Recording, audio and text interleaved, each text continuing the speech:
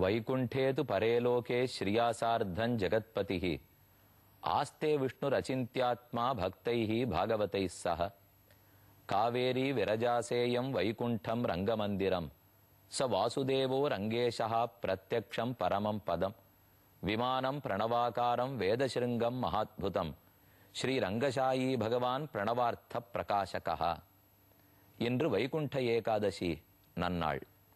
இன்றைய தினம் அரங்கன் வைகுண்டவாசல் வழியாக சந்திரபுஷ்கரணி கரைக்கு எழுந்துருளி லட்சக்கணக்கான பக்தர்களுக்கு சேவை கொடுக்கும் நாள். இன்றைய நாளில் அரங்கனையும் சேவிக்கிறோம். அரங்கனையே விளக்க வந்த பிரணவாகார விமானத்தின் பொருளையும் தெரிந்து கொண்டிருக்கிறோம். கீழே சொன்னா போலே திருவரங்கத்து விமானம் பிரணவாகார விமானம். பகவான் பிரணவ வடிவாகவே சேவை சாதிக்கிறான். அவ்வெம்பெருமானுடைய திருமேனியை பிரணவத்தை சொல்லிக்கொண்டே அந்த ஒற்றை எழுத்து பிரணவத்தை சொல்லியே தியானிக்க வேணும் என்று சுகாச்சாரியர் பரீட்சித்துக்கு உபதேசித்துக் கொண்டிருக்கிறார். கடந்த நாள் நாம் சந்தித்த போது பிரணவத்தினுடைய அர்த்தத்தை மூன்றாக பிரித்து பார்த்தோம். முதல் எழுத்து ஆ, மேலே தொக்கி நிற்கக்கூடிய மறைந்திருக்கக்கூடிய நான்காவது வேற்றும உருபு, அடுத்து உ, அடுத்து மு என்று மூணு எழுத்தாக பார்த்தோம். அப்ப பகவான், பகவானுக்கு, பகவானுக்கே ஜீவாத்மா அடிமை. அப்ப நான் அடிமைன்னு தெரிந்து கொள்வதுதான் ஞானம். உடனே தோணும், நாம் அடிமைன்னு சொன்னால் அடிமைத்தனம் ரசிக்காதே, அது தாழ்ந்ததல்லவோ, அடிமை தலைய விலக்கி தூக்கி எரிய வேண்டாமோ என்னால் அது மற்ற பேர் ஆக்கிரமித்தால் செய்யலாம். ஆனால் எற்றைக்கும் ஏழேழ் பிறவிக்கும் உந்தன்னோடு உத்தோமே யாவோம், உனக்கே நாம் ஆட்செய்வோம், மற்றை நம் காமங்கள் மாத்து என்ன ஆண்டாள் சாதித்தா போலே பகவானுக்கு தொண்டு புரிவது இனிப்புடையதே தவிர அது மதுரமா போக்கியமா இருக்குமே தவிர அது ஒரு நாளும் கசக்காது. அந்த எண்ணத்தோட மேற்கொண்டு ஒற்றை எழுத்து மந்திரத்தினுடைய அர்த்தம் என்னன்னு பார்க்கலாம். ஒரு பொருளை நாம் ஏற்கனவே பார்த்தோம். இதுக்கு மற்றொரு பொருளும் உள்ளது. ஆ என்னும் எழுத்து பகவானை குறிக்கும், மா என்னும் எழுத்து ஜீவாத்மாவை குறிக்கும், நடுவிலே இருக்கக்கூடிய ஊ என்னும் எழுத்து ஸ்ரீ மகாலட்சுமியை குறிக்கும் என்னும் ஒரு பொருள் உள்ளது. உத்ருதா விஷ்ணுனா லக்ஷ்மிஹி உகாரேண உச்சதே சதா. ஊ என்னும் எழுத்தால் லக்ஷ்மி சொல்லப்படுகிறாள். ஏன்? உத்ருதா விஷ்ணுனா லக்ஷ்மிஹி, லக்ஷ்மி விஷ்ணுவாலே உத்தரிக்கப்பட்டிருக்கிறாள், தூக்கப்பட்டிருக்கிறாள். நீங்க கேள்விப்பட்டிருப்பீடே, வராக பெருமாள் பூமி பிராட்டிய தூக்கினார்னு தெரியும். லக்ஷ்மி தேவிய பெருமாள் தன்னுடைய திருமார்பாலே தூக்கி கொண்டிருக்கிறார்ங்கிறது தெரியும். அதனாலே ஊ என்னும் எழுத்து பிராட்டியை சொல்லும்னு கொள்ளலாம். ஆ பகவான் ஸ்ரீ ரங்கநாதனை சொல்லும், ஊ ஸ்ரீரங்கநாச்சியாரை சொல்லும், மா இவர்கள் இருவருக்கும் அடிமகளாக இருக்கக்கூடிய நம் போன்ற ஆத்மாக்களை சொல்லும்.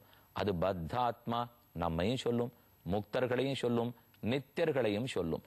அந்த அகாரமும் உகாரமும் எழுந்தருளி இருக்கக்கூடிய திவ்ய கஷேத்திரம்தான் இன்று வைகுண்ட ஏகாதசி கண்டருளுகிறானே பெருமான், ஸ்ரீரங்கன் திவ்ய கஷேத்திரம். 21 நாட்கள் பெரிய திருநாள்னு இவ்வுற்சவத்துக்கு பெயர். பகல் 10 நாட்கள் ஆழ்வார்களுடைய முதல் 2000 பாசுரத்தை பெருமாள் கேட்கிறாள். இராப்பத்து 10 நாட்கள் வைகுண்ட ஏகாதசி தொடங்கி இந்த 10 நாட்கள் நம்மாழ்வார் பாடிய திருவாய்மொழி 1102 பாசுரங்களையும் பெருமாள் கேட்கிறார். 21வது நாள் மற்ற ஆழ்வார்கள் எல்லாரும் கூடி பாடின இயற்பா என்கிற 1000 பாசுரங்களை கேட்கிறார். ஸ்ரீ ரங்கநாதன் காலை வெளியில் எழுந்தருளுகிறார். ஒரு ஜீவாத்மா இவ்வுலகத்திலிருந்து மோட்சத்துக்கு போகிறான். அவன் போகும் வழியே அழகு. அர்ச்சிராதி மார்க்கத்தில் போகிறான். மேற்கொண்டது எல்லாத்தையும் சுகாச்சாரியர் விளக்க போகிறார். அதை ஒரு நாடகமாக நடித்து காட்டத்தான் திருவரங்கநாதனுடைய புறப்பாடே. வஜ்ராங்கி சாத்தி கொண்டிருக்கிறார்.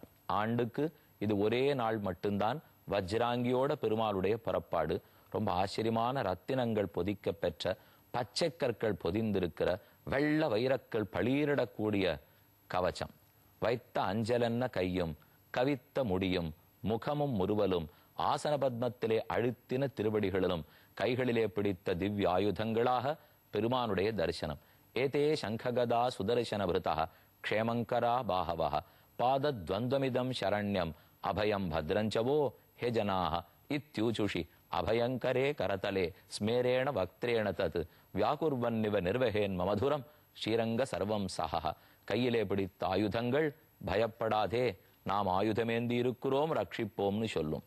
கைகளிலே அஞ்சல்னு காட்டுகிறான். உன் பாபங்களைக் கண்டு பயப்படாதே, நாம் போக்குகிறோம்னு சொல்லுகிறான். நீண்ட கிரீடத்தோட தரிசனம் கொடுக்கிறார். நாமே சுவாமி, உலகத்துக்கெல்லாம் தலைவர், எப்ப நான் தலைவனோ தொண்டனை விட்டுட மாட்டேன் என்று உறுதியளிக்கிறான். முகத்துல முறுவல் மாறாத திருக்கோலம். சம்பாஷமானமிவ சர்வசம்பதேன மந்தஸ்மிதேன மதுரேணச்ச வீக்ஷணேன. நாம் போய் நின்னால் நம்ம நன்னா இருக்கியா, சௌக்கியமா இருக்கியா அப்படின்னு ஆதரத்தோடு விசாரிக்க கூடிய திரு உதடுகள். உதடுகளுடைய நுனியில் புன்சிரிப்பு மாறாத திரு அதரம். அதற்கு கீழே ஆசன பத்மத்தில் அழுத்தி கொண்டிருக்கிற திருவடி தாமர்கள். இந்த திருவடியை பற்று, உறுதியாக பற்று, இது ஒன்ன முக்திக்கு அழைத்து சென்றே தீரும் என்ன திருவரங்கநாதனுடைய சேவை. அவ்வெம்பெருமான் வைகுண்ட ஏகாதசி பெருவிழாங்கிறதுக்காக இதுக்கு முக்தி தரக்கூடிய ஏகாதசி, வருஷத்துக்கு 25 ஏகாதசி வரும் இல்லையோ, அல்ல இதுக்கு முக்தி தா என்ன இந்த ஏகாதசிக்கு பெயர். இதோ வைகுண்ட வாசல் கதவு திறக்கிறது. ஆயிரக்கணக்கான லட்சக்கணக்கான பக்தர்கள் ரங்க ரங்க ரங்க என்று சொல்லிக்கொண்டே பெருமான சேவிக்கிறார்கள். பகவானும் வெளியே வருகிறார். அவருடைய திருப்பரியட்டம் வஜ்ராங்கி மட்டுமல்ல, அதுக்கு மேல மெலீஷா ஒரு காஸ் துணி சாத்திருக்கா பாருங்க.